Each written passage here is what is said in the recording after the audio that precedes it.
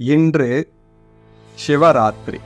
சிவன் என்றால் ஆத்மா, சிவன் என்றால் பிரம்மம், சிவன் என்றால் உலகத்தை படைத்த பரம்பொருள். ஆத்மா விழிப்பு நிலை இருக்கும்போது நம்மளுடைய சரீர புலன்கள் சமாதி நிலைக்கு செல்வதே சிவராத்திரி என்று பொருள்.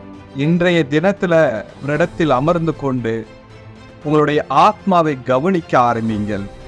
அந்த கவனிக்கும் போது உங்களுடைய ஆத்மா சிவனாக பரிணாமம் அடைவதை நீங்கள் பார்ப்பீர்கள். கோவிலுக்கு செல்ல வேண்டும் என்ற அவசியம் இல்லை, நடனம் ஆட வேண்டும் என்ற அவசியம் இல்லை. ஒரு இடத்தில் அமர்ந்து கொண்டு தனக்குள் இருக்கக்கூடிய சிவனை விழிப்பு நிலைப்படுத்துவதற்கு முயற்சி செய்யுங்கள். நம் ஆத்மா விழித்திருப்பதுதான் சிவராத்திரி.